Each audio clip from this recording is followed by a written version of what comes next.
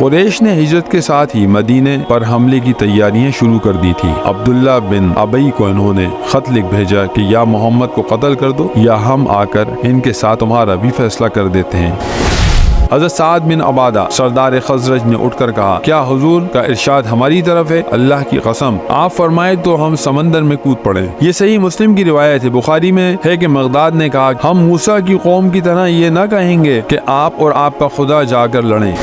300 جان نثاروں کے ساتھ شہر سے نکلے، فوج کا جائزہ لیا، جو کم عمر تھے واپس کر دیے کہ ایسے پرخطر موقع پر بچوں کا کام نہیں۔ عمیر بن ابی وقاص ایک کم سن بچے تھے، جب ان سے واپسی کو کہا گیا تو رو پڑے۔ صحیح میں ہے کہ حضرت صلی اللہ علیہ وسلم پر صف خضوع کی حالت طاری تھی، دونوں ہاتھ پھیلا کر فرماتے تھے، خدایا تو نے مجھ سے جو وعدہ کیا ہے آج پورا کر۔ محویت اور بے خودی کے عالم میں چادر کندھے پر سے گر پڑتی تھی۔ ہم محمد کو اس وقت دشمنوں کے حوالے کریں گے جب ان کے گرد لڑ کر مر جائیں اور ہم اپنے بیٹوں اور بیویوں سے بھلا نہ دیے جائیں۔ حضرت زینب نے فدیے کی رقم کے ساتھ وہ ہار بھی گلے سے اتار کر بھیج دیا۔ حضرت صلی اللہ علیہ وسلم نے دیکھا تو 25 برس کا محبت انگیز واقعہ یاد آ گیا اور آپ بے اختیار رو پڑے۔ نبیوں میں رحمت لقب پانے والا، مرادے غریبوں کی برلانے والا، مصیبت میں غیروں کے کام آنے والا، وہ اپنے پرائے کا غم کھانے والا۔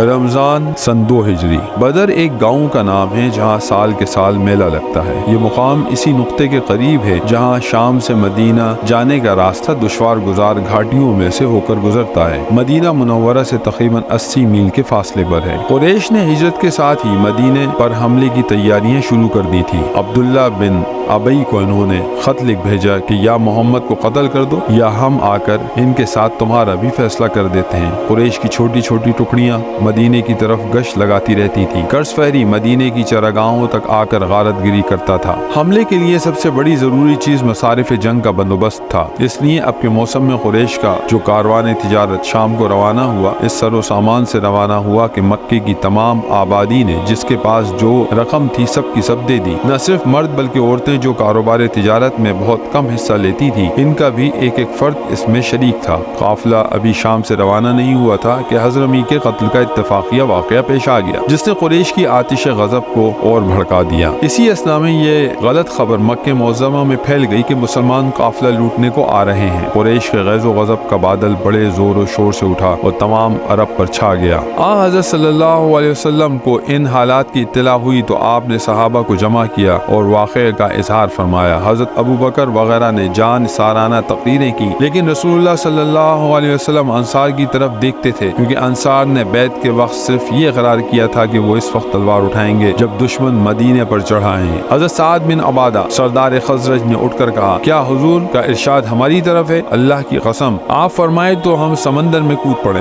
یہ صحیح مسلم کی روایت ہے۔ بخاری میں ہے کہ مقداد نے کہا، ہم موسیٰ کی قوم کی طرح یہ نہ کہیں گے کہ آپ اور آپ کا خدا جا کر لڑیں، ہم لوگ آپ کے داہنے سے، بائیں سے، سامنے سے، پیچھے سے لڑیں گے۔ ان کی اس تقریر سے رسول اللہ صلی اللہ علیہ وسلم کا چہرہ دمک اٹھا۔ غرض 12 رمضان کو آپ تقریباً 300 جان نثاروں کے ساتھ شہر سے نکلے، 1 میل چل کر فوج کا جائزہ لیا، جو کم عمر تھے واپس کر دیے کہ ایسے پرخطر موقع پر بچوں کا کام نہیں۔ عمیر بن ابی وقاص ایک کم سن بچے تھے، جب ان سے واپسی کو کہا گیا تو رو پڑے۔ آخر حضرت صلی اللہ علیہ وسلم نے اجازت دے دی۔ عمیر کے بھائی سعد بن ابی وقاص نے کم سن سپاہی کے گلے میں تلوار لٹکا دی۔ اب فوج کی کل تعداد 313 تھی، جس میں 60 مہاجر اور باقی انصار تھے۔ چونکہ غیبت کی حالت میں منافقین اور یہود کی طرف سے اطمینان نہ تھا، اس لیے ابو لبابہ بن عبد المنذر کو مدینے کا حاکم مقرر فرمایا اور حکم دیا کہ مدینے کو واپس جائیں۔ عالیہ مدینے کی بالائی آبادی پر عاصم بن عدی کو مقرر فرمایا۔ ان انتظامات کے بعد آپ بدر کی طرف بڑھے، جدھر سے اہل مکہ کی آمد کی خبر تھی۔ 2 خبر رساں بس اور عدی آگے روانہ کر دیے گئے کہ قریش کی نقل و حرکت کی خبر لائیں۔ روحہ، منصرف، ذات، اجزال، معلات، اسیل سے گزرتے ہوئے 17 رمضان کو بدر کے قریب پہنچے۔ خبر رسانوں نے خبر دی دی کہ قریش وادی کے دوسرے سرے تک آ گئے ہیں۔ حضرت صلی اللہ علیہ وسلم یہیں رک گئے اور فوجیں اتر پڑیں۔ مکہ معظمہ سے قریش بڑے سر و سامان سے نکلے تھے، 1000 آدمی کی جمعیت تھی، 100 سواروں کا رسالہ تھا۔ رؤسائے قریش سب شریک تھے۔ ابو لہب مجبوری کی وجہ سے نہ آ سکا، اس لیے اپنی طرف سے اس نے قائم مقام بھیج دیا تھا۔ رسد کا یہ انتظام تھا کہ عمرائے قریش یعنی عباس بن مطلب، عتبہ بن ربیعہ، حارث بن عامر، نضر بن الحارث، ابو جہل، امیہ وغیرہ باری باری ہر روز 10 اونٹ ذبح کرتے اور لوگوں کو کھلاتے تھے۔ عتبہ بن ربیعہ جو قریش کا سب سے معزز رئیس تھا، فوج کا سالار تھا۔ قریش کو بدر کے قریب پہنچ کر جب معلوم ہوا کہ ابو سفیان کا قافلہ خطرے کی زد سے نکل گیا ہے تو قبیلہ زہرہ اور عدی کے سرداروں نے کہا اب لڑنا ضروری نہیں، لیکن ابو جہل نے نہ مانا۔ زہری اور عدی کے لوگ واپس چلے گئے، باقی فوج آگے بڑھی۔ قریش چونکہ پہلے پہنچ گئے تھے، انہوں نے مناسب موقعوں پر قبضہ کر لیا تھا، بخلاف اس کے مسلمانوں کی طرف چشمہ یا کنواں تک نہ تھا۔ زمین ایسی ریتیلی تھی کہ اونٹوں کے پاؤں ریت میں دھس جاتے تھے۔ حضرت حباب بن منظر رضی اللہ عنہ نے حضرت صلی اللہ علیہ وسلم کی خدمت میں عرض کی کہ جو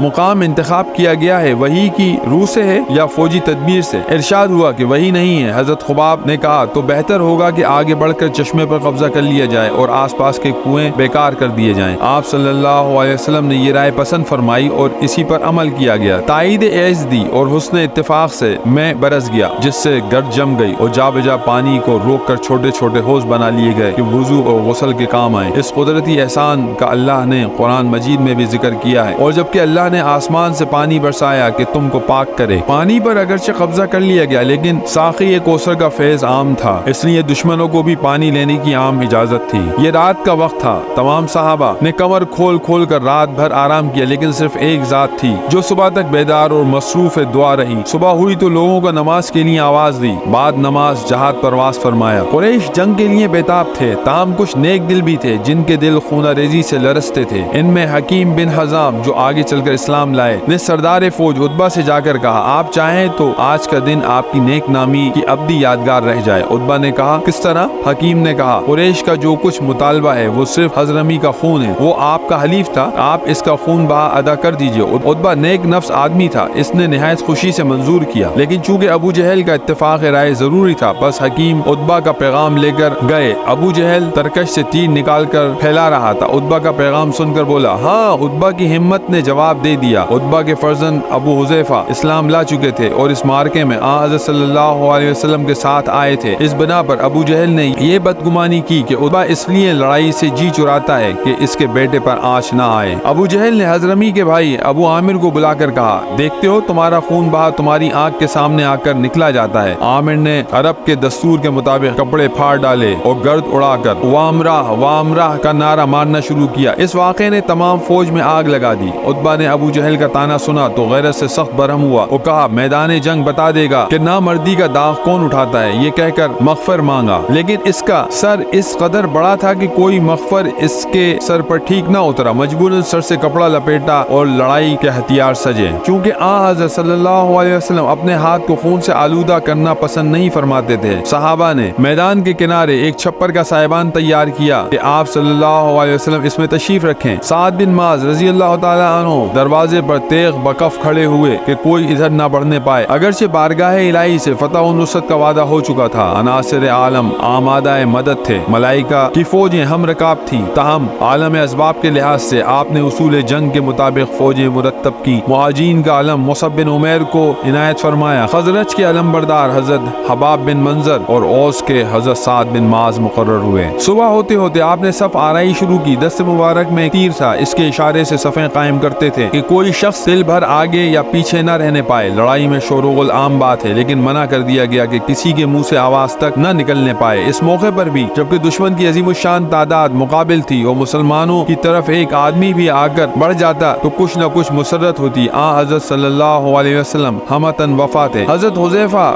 بن الیمان اور حضرت اسیل دو صحابی کہیں سے آ رہے تھے، راہ میں کفار نے روکا کہ محمد کی مدد کو جا رہے ہو؟ انہوں نے انکار کیا اور عدم شرکت کا وعدہ کیا۔ حضرت صلی اللہ علیہ وسلم کے پاس آئے تو صورتحال عرض کی، فرمایا ہم ہر حال میں وعدہ وفا کریں گے، ہم کو صرف اللہ کی مدد درکار ہے۔ اب دو صفیں آمنے سامنے مقابل تھیں، حق و باطل، نور و ظلمت، کفر و اسلام۔ جو لوگ باہم لڑے ان میں تمہارے لیے عبرت کی نشانیاں ہیں، ایک اللہ کی راہ میں لڑ رہا تھا اور دوسرا اللہ کا منکر تھا۔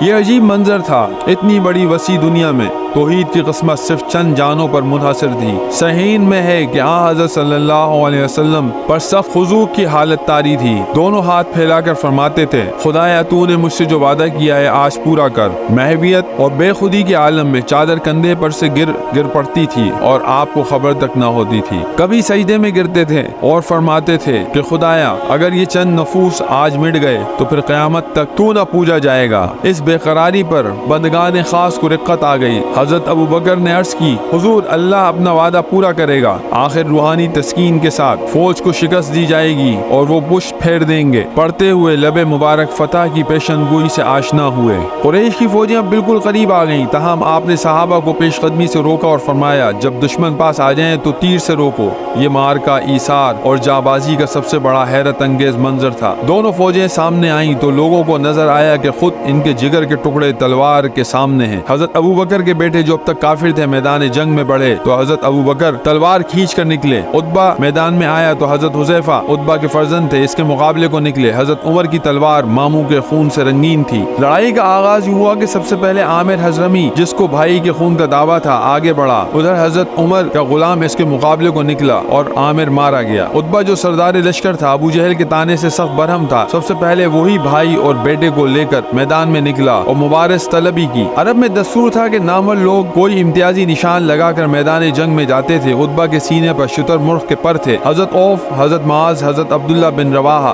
مقابلے کو نکلے۔ عتبہ نے نام و نسب پوچھا اور جب یہ معلوم ہوا کہ انصار ہیں تو عتبہ نے کہا ہم کو تم سے غرض نہیں۔ پھر حضرت صلی اللہ علیہ وسلم کی طرف خطاب کر کے پکارا کہ محمد یہ لوگ ہمارے جوڑ کے نہیں۔ حضرت صلی اللہ علیہ وسلم کے ارشاد کے مطابق انصار ہٹ آئے اور حضرت حمزہ، حضرت علی، حضرت عبیدہ میدان میں آئے۔ یہ لوگ خود پہنے تھے جس سے چہرے چھپ گئے تھے، ان لوگوں کے چہروں پر نقاب تھی۔ عتبہ نے پوچھا تم کون ہو؟ سب نے نام و نسب بتائے۔ عتبہ نے کہا ہاں اب ہمارا جوڑ ہے۔ عتبہ حضرت حمزہ سے اور ولید حضرت علی سے مقابل ہوا اور دونوں مارے گئے، لیکن عتبہ کے بھائی شیبہ نے حضرت عبیدہ کو زخمی کیا۔ حضرت علی نے بڑھ کر شیبہ کو قتل کر دیا اور عبیدہ کو کندھے پر اٹھا کر رسول اللہ صلی اللہ علیہ وسلم کی خدمت میں لائے۔ حضرت عبیدہ نے حضرت صلی اللہ علیہ وسلم سے پوچھا کہ کیا میں دولت شہادت سے محروم رہا؟ آپ نے فرمایا نہیں، تم نے شہادت پائی۔ حضرت عبیدہ نے کہا آج ابو طالب زندہ ہوتے تو تسلیم کرتے کہ ان کا اس شعر کا مستحق میں ہوں۔ ہم محمد کو اس وقت دشمنوں کے حوالے کریں گے جب ان کے گرد لڑ کر مر جائیں اور ہم اپنے بیٹوں اور بیویوں سے بھلا نہ دیے جائیں۔ سعید بن العاص کا بیٹا عبیدہ سر سے پاؤں تک لوہے میں ڈوبا ہوا سب سے نکلا اور پکارا کہ میں ابو کرش ہوں۔ حضرت زبیر اس کے مقابلے کو نکلے، چونکہ صرف اس کی آنکھیں نظر آتی تھیں۔ تاک کر آنکھ میں برچھی ماری، وہ زمین پر گرا اور مر گیا۔ برچھی اس طرح پیوست ہو گئی کہ حضرت زبیر نے اس کی لاش پر پاؤں اڑا کر کھینچا تو بڑی مشکل سے نکلی۔ یہ برچھی یادگار رہی، یعنی حضرت زبیر سے حضرت صلی اللہ علیہ وسلم نے مانگ لی، پھر چاروں خلفاء کے پاس منتقل ہوتی رہی، پھر حضرت عبداللہ بن زبیر کے پاس آئی۔ حضرت زبیر نے اس مارکے میں کئی کاری زخم اٹھائے۔ شانے پر جو زخم تھا اتنا گہرا تھا کہ اچھے ہو جانے پر اس میں انگلی چلی جاتی تھی، چنانچہ ان کے بیٹے عروہ بچپن میں ان زخموں سے کھیلا کرتے تھے۔ جس تلوار سے لڑے تھے وہ لڑتے لڑتے گر گئی تھی، چنانچہ جب عبداللہ بن زبیر شہید ہوئے عبد الملک نے عروہ سے کہا تم زبیر کی تلوار پہچان لوگے؟ انہوں نے کہا ہاں۔ عبد الملک نے پوچھا کیوں کر؟ بولے کہ بدر کے مارکے میں اس میں دندانے پڑ گئے تھے۔ اب عام حملہ شروع ہو گیا، مشرکین اپنے بلبوتے پر لڑ رہے تھے، لیکن ادھر سرور عالم صلی اللہ علیہ وسلم سر بسجدہ صرف اللہ کی قوت کا سہارا ڈھونڈ رہے تھے۔ ابو جہل کی شرارت و دشمنی اسلام کا عام چرچا تھا۔ اس بنا پر انصار میں سے معوذ اور معاذ دو بھائیوں نے عہد کیا تھا کہ یہ شقی جہاں نظر آ جائے گا یا اس کو مٹا دیں گے یا خود مٹ جائیں گے۔ حضرت عبد الرحمن بن عوف کا بیان ہے کہ میں صف میں تھا کہ دفتن مجھ کو دانے بائیں دو نوجوان نظر آئے۔ ایک نے مجھ سے کان میں پوچھا کہ ابو جہل کہاں ہے؟ میں نے کہا برادر زادے ابو جہل کو پوچھ کر کیا کرے گا؟ بولا کہ میں نے اللہ سے عہد کیا ہے کہ ابو جہل کو جہاں دیکھ لوں گا اسے قتل کر دوں گا یا خود لڑ کر مر جاؤں گا۔ میں جواب نہیں دینے پایا تھا کہ دوسرے نوجوان نے بھی مجھ سے کانوں میں یہی باتیں کہیں۔ میں نے دونوں کو اشارے سے بتایا کہ ابو جہل وہ ہے۔ بتانا تھا کہ وہ دونوں باز کی طرح جھپٹے اور ابو جہل خاک پر تھا۔ یہ دونوں جوان عفرا کے بیٹے تھے، معوذ اور معاذ۔ ابو جہل کے بیٹے اکرمہ نے عقب سے آ کر معاذ کے بائیں شانے پر تلوار ماری جس سے بازو کٹ گیا، لیکن تسمہ باقی لگا رہا۔ معاذ نے اکرمہ کا مقابلہ کیا، وہ بچ کر نکل گیا۔ معاذ اسی حالت میں لڑ رہے تھے، لیکن ہاتھ کے لٹکنے سے زحمت ہوتی تھی۔ ہاتھ کو پاؤں کے نیچے دبا کر کھینچا تو تسمہ بھی الگ ہو گیا اور اب وہ آزاد تھے۔ حضرت صلی اللہ علیہ وسلم نے لڑائی سے پہلے ارشاد فرمایا تھا کہ کفار کے ساتھ جو لوگ آئے ہیں ان میں ایسے بھی لوگ ہیں جو خوشی سے نہیں بلکہ قریش کے جبر سے آئے ہیں۔ ان لوگوں کے نام بھی آپ نے بتا دیے تھے، ان میں ابو البختری بھی تھا۔ میسر انصاری کی نظر नज़र अबुल बख्तरी पर पड़ी।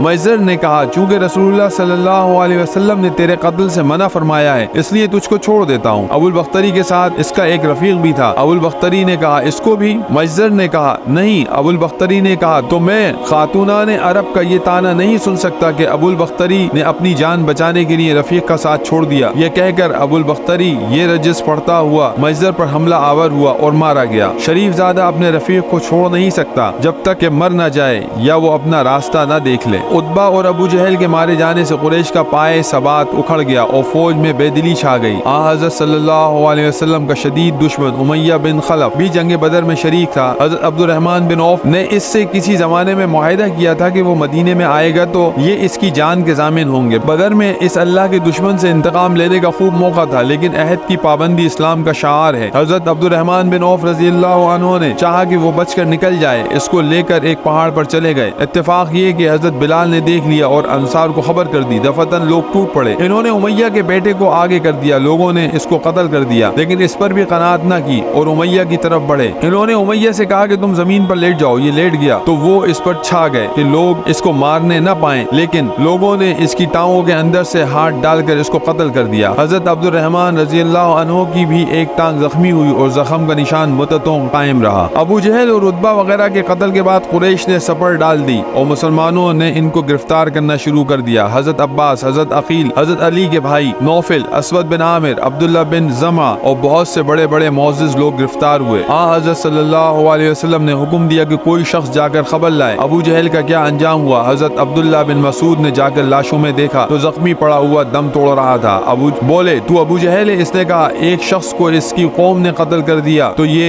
फख्र की क्या बात है? अबू जहल ने एक दफा इनको थप्पड़ मारा था। इन्होंने इसके इंतकाम में इसकी गर्दन पर पाँव रखा। अबू जहल ने कहा, ओ बकरी चराने वाले, देख तो कहाँ पाँव रखता है। हज़रत अब्दुल्ला बिन मसूद इसका सर काट लाए और हज़रत सल्लल्लाहु अलैहि वसल्लम के कदमों पर डाल दिया। मगरिबी मौर्रखीन को, जिनके नजदीक आलम असबाब में जो कुछ है सिर्फ असबाब ज़ाहिरी के नताइज हैं, हैरत है कि 300 पैदल आदमियों ने 1000 जिनमें 100 सवारों का रिसाला था क्यों कर फतह हुई। लेकिन ताईद आसमानी ने बारहा ऐसे हैरत अंगेज मनाजिर दिखाए हैं। ताहम इस वाक़े में ज़ाहिर बीनों के इत्मीनान के सामान भी मौजूद हैं। अव्वल तो कुरैश में बाहम इत्तेफाक न था। उतबा सरदार लश्कर लड़ने पर राजी न था। कबीला ज़ोहरा के लोग बदर तक आकर वापस चले गए। पानी बरसने से मौका जंग की हालत हो गई थी कि कुरैश जहाँ सफ आ रहा थे वहाँ कीचड़ और दलदल की वजह से चलना फिरना मुश्किल था। कुरैश मरूब होकर इस्लामी फौज का तखमीना गलत कर रहे थे, यानी अपनी तादाद से दुगना। चुनांचे कुरान मजीद में वो अपनी आंखों से मुसलमानों को अपने आप से दुगना देख रहे थे। कुफ्फार की फौज में कोई तरतीब और सफ बंदी न थी। बखिलाफ इसके हज़रत सल्लल्लाहु अलैहि वसल्लम ने खुद दस्ते मुबारक में तीर लेकर नहायत तरतीब से सफ़ें दुरुस्त की थी। मुसलमान रात को इत्मीनान से सोए, सुबह उठे तो ताज़ा दम थे। बखिलाफ इसके कुफ्फार बेइत्मीनानी की वजह से रात को सो न सके थे। कुरैश की फौज में बड़े बड़े दौलतमंद थे जो तनहा तमाम फौज की रसद का सामान करते थे। मुसलमानों के पास कुछ न था। कुरैश की तादाद 1000 थी, मुसलमान सिर्फ 300 थे। कुरैश में 100 सवार थे, मुसलमानों की फौज में सिर्फ 2 घोड़े थे। मुसलमानों में बहुत कम सिपाही तमाम हथियारों से लेस थे और उधर कुरैश का हर सिपाही लोहे में गर्क था। बईनी हमा खात्मा जंग पर मालूम हुआ कि मुसलमानों में से 14 शख्सों ने शहादत पाई, जिनमें 6 मुहाजिर और बाकी अंसार थे। लेकिन दूसरी तरफ कुरैश की असली ताकत टूट गई। रऊसाए कुरैश जो शुजाअत में नामवर और कबाइल के सिपहसालार थे,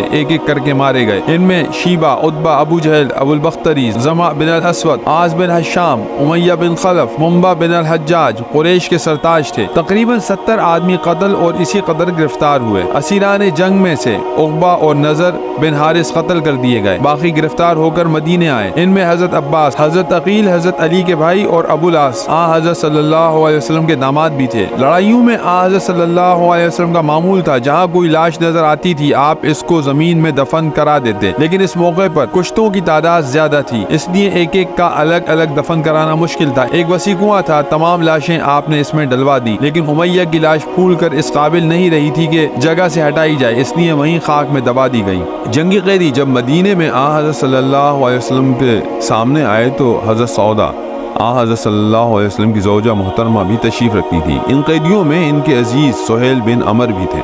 इन पर निगाह पड़ी तो बेसाख्ता बोल उठी कि तुमने औरतों की तरह खुद बेड़ियां पहननी, ये ना हो सका कि लड़कर मर जाते। असीरान जंग 2-2, 4-4 सहाबा को तकसीम कर दिए गए और इरशाद हुआ कि आराम के साथ रखे जाएं। सहाबा ने इनके साथ ये बर्ताव किया कि इनको खाना खिलाते थे और खुद खजूर खाकर रह जाते थे। इन कैदियों में अबू अजीज भी थे जो हजरत मसअब बिन उमैर के भाई थे। इनका बयान है कि मुझको जिन अंसारियों ने अपने घर में कैद कर रखा था, जब सुबह या शाम का खाना लाते तो रोटी मेरे सामने रख देते और खुद खजूरें उठा लेते। मुझको शर्म आती और मैं रोटी इनके हाथ में दे देता, लेकिन वो हाथ भी न लगाते और मुझको वापस देते। और ये इस बिना पर था कि हज़रत सल्लल्लाहु अलैहि वसल्लम ने ताकीद की थी कि कैदियों के साथ अच्छा सलूक किया जाए। कैदियों में एक शख्स सुहेल बिन अमर था जो निहायत फसीहुल लिसान था और आम मजमू में हज़रत सल्लल्लाहु अलैहि वसल्लम के खिलाफ तकरीरें किया करता था। हज़रत उमर ने कहा, या रसूलुल्लाह, इसके 2 निचले दांत उखड़वा दीजिए कि फिर अच्छा ना बोल सके। हज़रत सल्लल्लाहु अलैहि वसल्लम ने फरमाया कि मैं अगर इसके अज़ू बिगाड़ूंगा तो गो नबी हूँ, लेकिन अल्लाह इसकी जजा में मेरे आज़ा भी बिगाड़ देगा। असीरान जंग के पास कपड़े न थे। हज़रत सल्लल्लाहु अलैहि वसल्लम ने सबको कपड़े दिलवाए। हज़रत अब्बास के बदन पर कुर्ता न था, लेकिन हज़रत अब्बास का कद इस कदर ऊंचा था कि किसी का कुर्ता इनके बदन पर ठीक नहीं उतरता था। अब्दुल्ला बिन उबई जो रईसुल मुनाफिकीन था,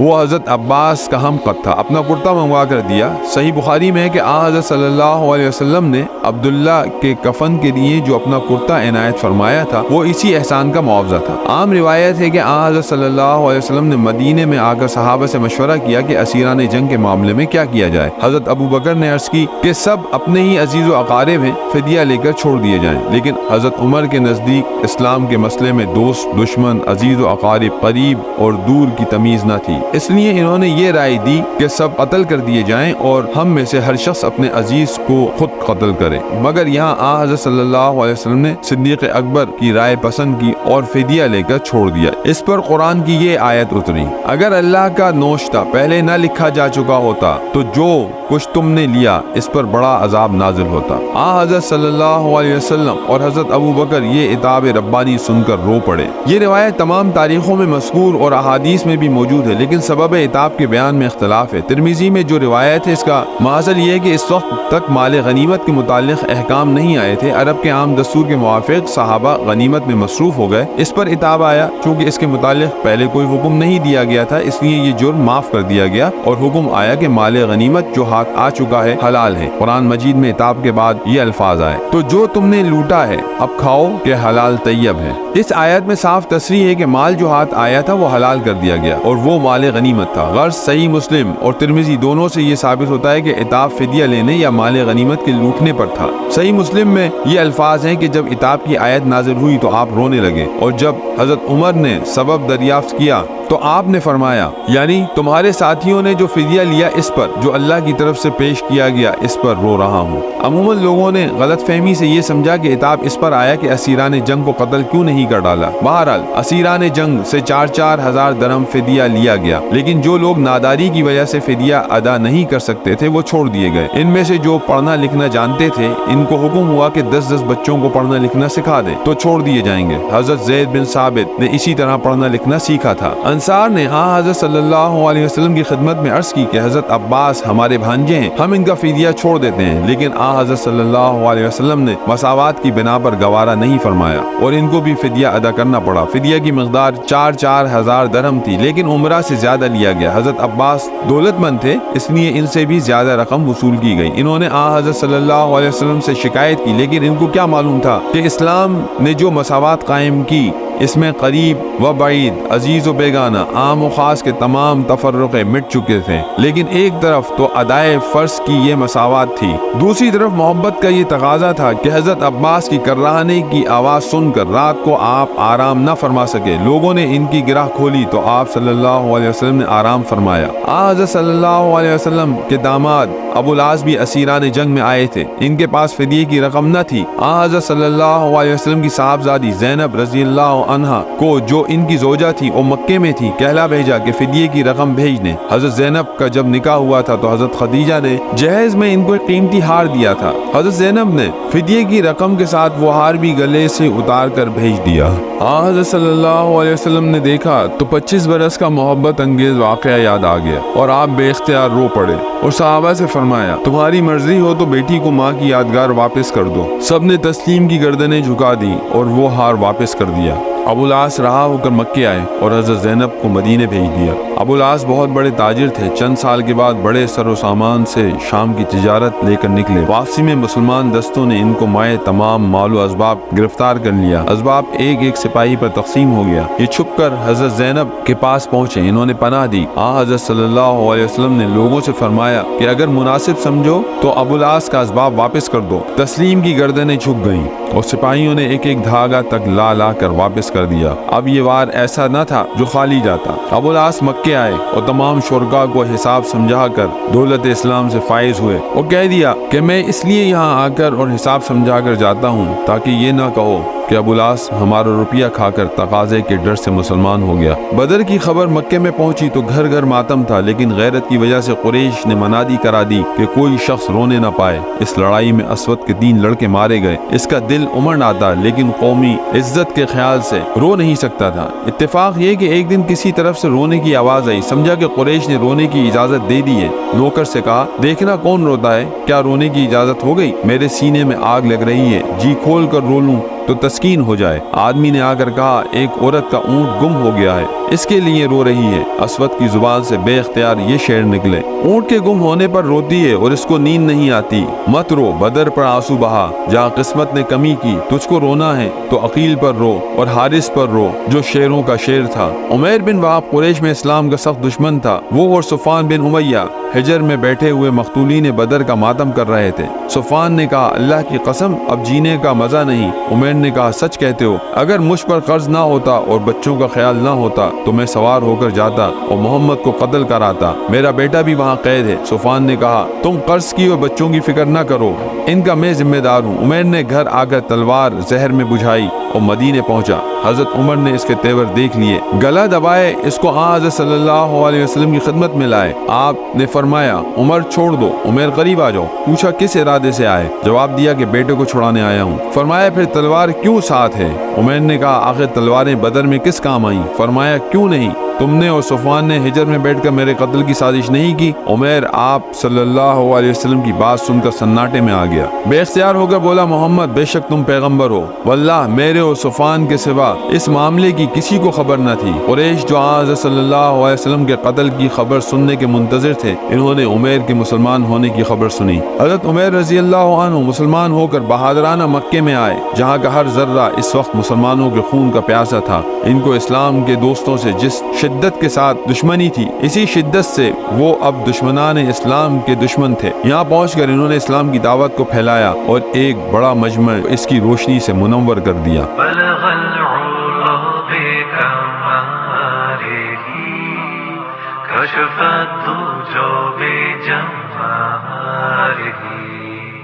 حسنت جميع خصاله صلوا عليه